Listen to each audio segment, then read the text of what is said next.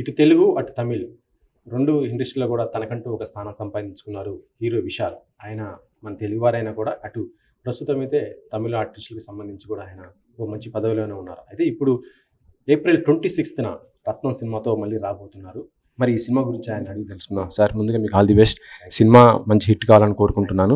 'రత్నం' cinema ఎలా ఉండబోతుంది అనుకుంటున్నారు? డెఫినెట్గా రత్నంగా ఉంటుంది. ఏప్రిల్ 26 నుంచి రత్నంగా ప్రేక్షకుల మధ్యలో ఉంటుంది. అంటే రత్నం సినిమా ఎందుకు మనం వెళ్ళాలి, ఎందుకు మనం డబ్బులు సంపాదించిన డబ్బులు ఎందుకు విశాల్ సినిమా పోయి చూడాలని ఎప్పుడూ ఒక విషయం ఉంటుంది. నేను మార్క్ యాంటనీ సినిమాలో చెప్పిన విషయాలు ఉండింది కాబట్టి మార్క్ యాంటనీ సినిమా వాళ్ళందరూ నమ్మి ఓకే ఏదో విషయాలు చెప్తున్నాడు పోయి చూద్దాం అని చెప్పి ఆ సినిమా చూసి పెద్ద విజయం సాధించింది. అందుకే నేను ధైర్యంగా ఇవాళ ఈ మైక్ ముందు నిలబడుతున్నాను. లేకపోతే ఇవాళ నాకు నేను ఎలా నిలబడి చెప్పగలుగుతాను ఇంకొక సినిమా గురించి తప్పుగా ధైర్యంగా చెప్పగలుగుతాను. ఏప్రిల్ 26 రత్నం సినిమా వచ్చి హరి గారి కాంబినేషన్లో మూడోసారి మీరే భారణి పూజ సినిమాను పెద్ద విజయం సాధించింది మీ వల్లే. అండ్ డిఎస్పి దేవిశ్రీ ప్రసాద్తో కాంబినేషన్ ఇంకొక యాడెడ్ అడ్వాంటేజ్. ఎప్పుడు ఒక సినిమా చేసేటప్పుడు ఎవరి కోసం చేస్తున్నాం, ఎప్పుడు రిలీజ్ అవుతుంది, ఎప్పుడు వాళ్ళకి కుదురుతుంది అన్న ఒక విషయం ఉంది. ఏప్రిల్ 26 అనేది ఒక కుటుంబంలో పిల్లలకి ఎగ్జామ్ అయిపోయి ఉంటుంది, అందరికీ సరదాగా ఒక ఎంటర్టైన్మెంట్ కోసం సినిమా చూడాలనిపిస్తుంది. మీరు ఇంత భారీ స్థాయిలో తీసుకొస్తున్న ఈ సినిమా ఇప్పుడు చూస్తుంటే ఇటు తెలుగులో కానీ అటు తమిళ్లో కానీ మంచి ఎలక్షన్ మూమెంట్, 2 చోట్ల కూడా ఎలక్షన్ మూమెంట్. సో ఈ సినిమా పైన ఆ ఎఫెక్ట్ పడే అవకాశం ఉంటుంది కదా. ఎందుకంటే ఇప్పుడు ప్రస్తుతం చూస్తుంటే తెలుగులో చాలా సినిమాలన్నీ కూడా ఈ ఎలక్షన్స్ దృష్టిలో పెట్టుకుని వాళ్ళ సినిమాలన్నీ కూడా పోస్ట్ పోన్ అయిన పరిస్థితి ఉంది కదా. అంటే మాకు అది తెలియదండి, అంతకుముందు తెలియదు. మేము ఏప్రిల్ 26 ఎందుకు ఫిక్స్ చేసాం అంటే డిసెంబర్లోనే ఫిక్స్ చేసాం. సమ్మర్ హాలిడేస్లో రావాలి సినిమా. ఎగ్జామ్స్ అయిపోయిన తర్వాత పిల్లలు ఫ్యామిలీస్తో వెళ్ళడం మామూలే. ఏమైనా ఎలక్షన్ అనేది జరుగుతుంది, ప్రతిరోజు కాదు కదా, ఒక రోజు ఉంది దానికి క్యాన్వాసింగ్ జరుగుతుంది. బట్ పిల్లలు అందరూ కలిసి ఎంటర్టైన్మెంట్ అన్న ఒక విషయం ఉండాలి కదా. అంటే ప్రజల మూడ్ మొత్తం కూడా అటే ఉంటుంది, మొత్తం అందరూ ఎవరి మూడ్ అటే ఉండే పరిస్థితి ఉంటుంది. అదే ఆ మూడ్ నుంచి బయటకు రావాలి కదా, అదే మూడ్లో ఉండలేము కదా. ఏ మూడ్ అయినా సరే దాని నుంచి బయటకు వచ్చి ప్రశాంతంగా ఒక సినిమా చూడాలని ఎప్పుడూ కోరుకుంటాను. ఇప్పుడు చెన్నై మీరు చూసుకుంటే బీచ్ ఉంది, రెస్టారెంట్స్ ఉంది, కానీ ఈడొచ్చి వైజాగ్లో బీచ్ ఉంది. అండ్ మిగతా చోట్ల అలా చూస్తే మీకు సినిమా అనేది ఎప్పుడు ఆదరిస్తారు. ఏ హీరో అయినా సరే, విశాల్ ఈ సినిమా రత్నంలో కొత్త అబ్బాయి నటించినా కూడా తప్పకుండా వాళ్ళు వచ్చి ఆలోచించే వస్తారు. విశాల్ నటిస్తున్నాడు వెళ్దాం అనేది కొంతమంది, బట్ అందరూ వచ్చేది కారణం ఎందుకంటే ఒక నమ్మకంతో వస్తారు. విశాల్ హరి ఇంతకుముందు 2 సినిమాలు సూపర్గా చేశారు, ఫ్యామిలీతో బాగా చూడొచ్చు, టీవీలో కూడా ఎక్కువ చూసాం. ఆ విధంగా చూసినప్పుడు వి థాట్ 26 ఎలక్షన్ అనే విషయం ఏం ఇబ్బంది ఉండదు. డెఫినెట్గా 26 ఏప్రిల్ ఎలక్షన్స్ అలా పక్కన పెట్టవచ్చు. కాకపోతే ఏంటంటే మీరు ఇటీవల ఓ ప్రకటన కూడా చేశారు, రాజకీయాల్లోకి వస్తాను అని చెప్పారు. ఇప్పుడు ఈ సినిమా పైన ఎఫెక్ట్ ఏమైనా పడే అవకాశం ఉంటుందా? అంటే గతంలో థియేటర్లు కొన్ని సందర్భం మీకు దొరకలేదు అన్నట్టు కూడా విన్నాము. సో ఇప్పుడు ఎలా ఉండబోతుంది అనుకుంటున్నాను? అదేనండి, ఇప్పుడున్నే ఇక్కడ ఈడ అలాంటి సమస్య లేదండి. తమిళనాడులో వేరే సమస్య ఉంది, అది ఓపెన్గా చెప్పేశాను. ఎవరైనా చెప్పాలి, ఎవరు చెప్పలేదంటే ఎవరికి ధైర్యం లేదంటే ఎవరికైనా ధైర్యం ఉండాలి కదా, చెప్పాలి కదా. నేను అనుభవించాను కాబట్టి నేను చెప్తున్నాను. కష్టపడి నా ప్రొడ్యూసర్ వడ్డీకి డబ్బులు తీసుకుని, బయట ఫైనాన్షియల్ డబ్బులు తీసుకుని కష్టపడి డబ్బులు పెట్టి సినిమా తీస్తున్నాడు. అతనికి వచ్చి మీరు ఈ డేట్లో రాకూడదు, మీరు ఈ డేట్లోనే రావాలి, అంటే మీరెవరండి చెప్పడానికి? మీకు ఎవరు ఇచ్చారు ఈ హక్కు? సినిమా అనేది అందరికీ సమం, అందరూ ఎవరైనా సరే రావచ్చు, కొత్త అబ్బాయి రావచ్చు, పెద్ద సూపర్ స్టార్ అయినా రావచ్చు, ఎప్పుడైనా రావచ్చు. ఈ సినిమా రాకూడదు, ఈ సినిమానే రావాలి ఆ విషయాలంతా పెట్టేదానికి నాకే అలా అనిపిస్తే చిన్న సినిమాలకంతా ఏ గతి ఆలోచించండి. సో అందుకే మేము ఈ సినిమా 26 వచ్చినప్పుడు తప్పకుండా వస్తుంది, ప్రాబ్లం వస్తాయి. మాకు తమిళనాడులో ప్రాబ్లం వస్తాయి, ఏపీ తెలంగాణలో రాదు డెఫినెట్గా. అలాంటి ఆరోగ్యంగా ఉంది ఇండస్ట్రీ. ఆడొచ్చి వేరే ప్రాబ్లము, బట్ డెఫినెట్గా ఆ ప్రాబ్లమ్ని వచ్చి తట్టుకోవాలి. ఆ ప్రాబ్లం తట్టుకుని రిలీజ్ చేసింది కాబట్టి మార్కెట్ని అంత పెద్ద విజయం సాధించింది. డెఫినెట్గా రత్నం కూడా ప్రేక్షకులు నమ్మే కదండి మనం ధైర్యం చూపిస్తున్నాం. ప్రేక్షకులు ఉన్నారు, మనం వెనక ప్రేక్షకులు ఉన్నారని, మన వెనక ఉన్నారని సో చూద్దాం. అంటే ఇప్పుడు మీకు థియేటర్లో అక్కడ దొరకలేదు అంటే ఇప్పుడు ప్రస్తుతం అక్కడ ఉన్న గవర్నమెంట్లో ఎవరైతే కీలకంగా ఉన్నారో వాళ్ళే ఇప్పుడు మొత్తం కూడా థియేటర్స్ మొత్తం కూడా వాళ్ళ చేతిలో ఉన్నాయని అని చెప్తున్నారు కదా. ఇప్పుడు మీరు రాజకీయాలకు రావడానికి కూడా అది కూడా ఒక ఇంపాక్ట్ అనుకోవచ్చా? ఏమండి, రాజకీయాలకి వస్తున్నానని చెప్పి వాళ్ళు వచ్చి ప్రాబ్లం చేస్తే ఇంకా నేను రాజకీయాలకు రాబోతున్నాను అనేది వాళ్ళే డిసైడ్ అవుతారు. గెలిగిస్తున్నారు అంతే, ఇంకేం లేదు. నేను చెప్పేది ఒకే మాట, నేను ఎందుకండి రావాలి రాజకీయాలకి, ఎందుకు విషయాలు రావాలి? ప్రజలకి సేవలు చేసే మీరు కరెక్ట్గా చేస్తే వాళ్ళంటి వాళ్ళు మేము నటించుకుంటూ వెళ్ళొచ్చు, ఎంటర్టైనింగ్ చేసి వెళ్ళొచ్చు అందరూ ప్రేక్షకులకి. మేమెందుకు రావాలి?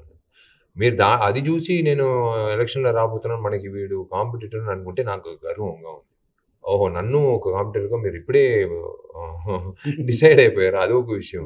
అది కాకుండా మీరు వచ్చి దానివల్ల నాకు థియేటర్లు అంతా వచ్చి 1000 థియేటర్లు మీరు ఆపలేరు. 1200 థియేటర్లు ఉన్నాయి తమిళనాడులో. మీరు ఆ 1200 థియేటర్లు మీరు ఆపలేరు. మీరు ఆపితే ఇంకా ఇంకా ఇంకా వర్స్ట్గా అవుతుంది సిచ్యువేషన్. బట్ అది జరగదండి.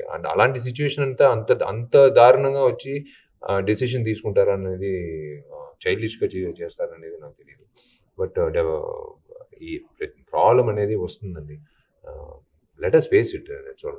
అంటే మీకంటే ముందు ఇటు రజనీకాంత్ గారు లేకపోతే కమల్ హాసన్ లాంటి వాళ్ళే పెట్టి ఇప్పుడు ఇబ్బంది పడుతున్న పరిస్థితి ఉంది. ఇలాంటి టైంలో ఇప్పుడు దళపతి విజయ్ గారు కూడా రావడం జరిగింది. ఆయన సొంతంగా ఇప్పుడు సినిమాలు కూడా ఫుల్ స్టాప్ పెట్టి ఇటు రాజకీయాలు ఫుల్ ఫ్లెడ్జ్డ్ రావాలనుకుంటున్నారు కదా.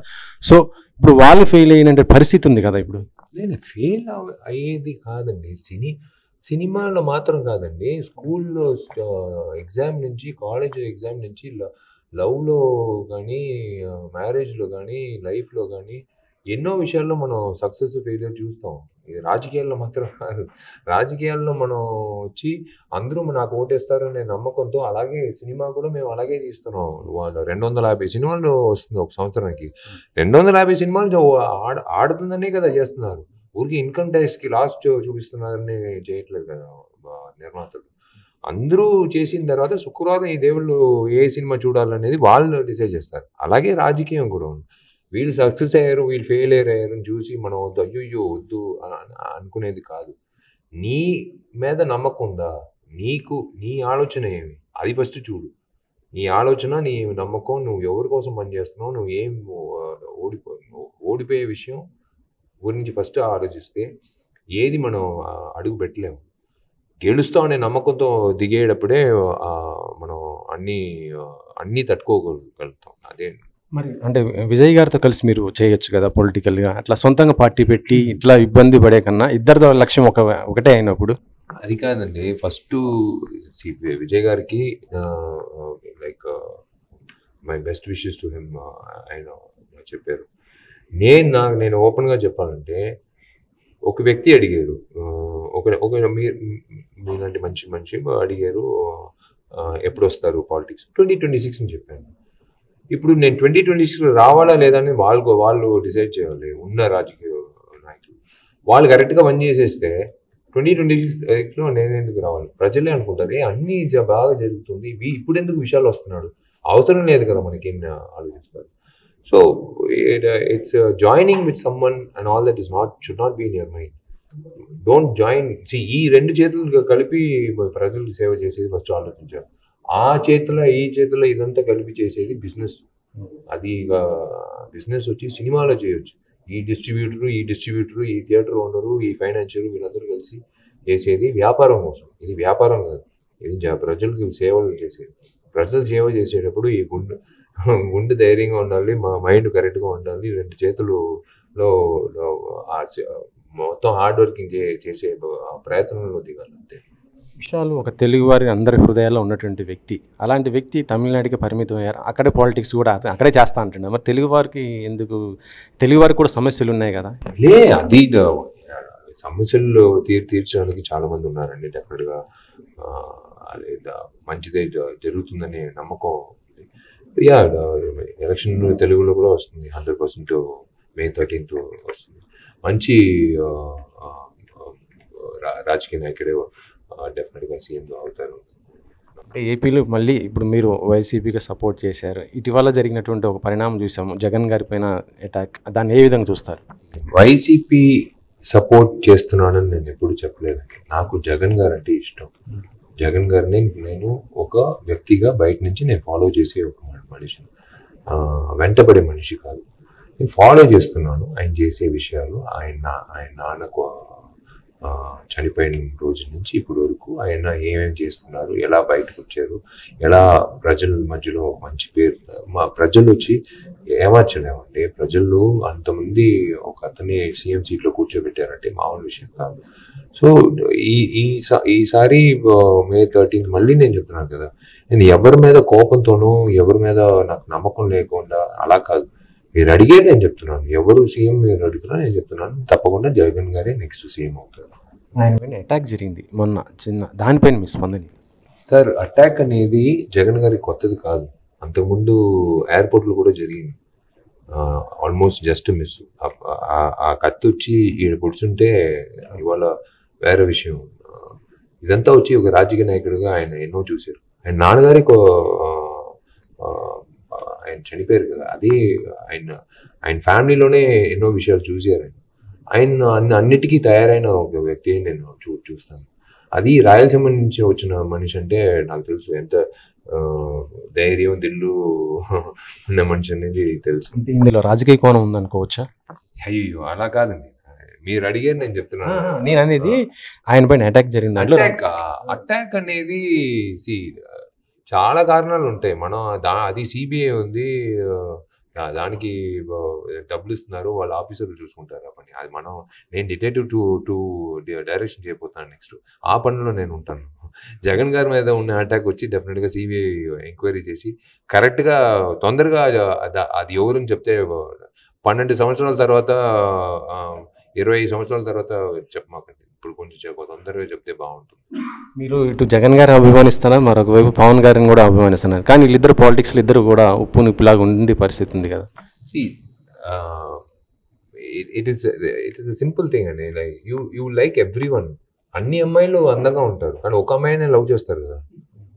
ఒక హాల్లో ఒక కాలేజీకి వెళ్తున్నావు, చాలా మంది అమ్మాయిలు చాలా అందంగా ఉంటారు.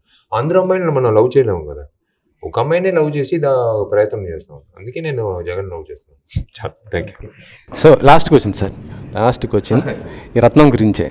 ఇప్పుడు రత్నం సినిమా తర్వాత మళ్ళీ మీ ప్రాజెక్టులు ఏ విధంగా ఉండబోతున్నాయి ఏంటి? ఇప్పుడు అంటే అందరూ కూడా మల్టీ స్టార్ లాగా చేస్తున్నారు. అంటే మీరు ఇటు మార్కాండిని మొన్న చేశారు, అంటే మొత్తం కూడా నెక్స్ట్ ఎలాంటి ప్రాజెక్ట్స్ ఉండబోతున్నాయి? నెక్స్ట్ వచ్చి నా ఆశ నెరవేరుతుంది 25 సంవత్సరాల తర్వాత. లైక్ డైరెక్టర్గా, దర్శకుడుగా 25 yearsగా నేను ఆలోచించిన ఒక విషయం. ఫస్ట్ టైం లైఫ్లో ఏం అవ్వాలంటే ఒక డైరెక్టర్ అవ్వాలని కోరుకున్నాను. ఇవాళ వచ్చి డిటెక్టివ్ 2 Part 1 చాలా బాగా ఆడింది. Part 2 వచ్చి కోహినూర్ డైమండ్ సంబంధించిన ఒక కథ. ఆ సినిమాని రత్నం తర్వాత నేను ప్రయాణం చేయబోతున్నాను. అది డెఫినెట్గా ఒక డైరెక్టర్గా మీ ముందు, నటుడుగా మీ ముందు పేరు తీసుకున్నాను. ఒక డైరెక్టర్గా మీ ముందు పేరు తీసుకున్నాను. ఆ విషయాలు 26 తర్వాత చెప్తాను. ఇది మొత్తానికైతే రత్నంతో మళ్ళీ April 26న రాబోతున్నటువంటి విషయాలతో ఫేస్ టు ఫేస్. కెమెరామెన్ గౌస్తో వెంకట్, 10 TV.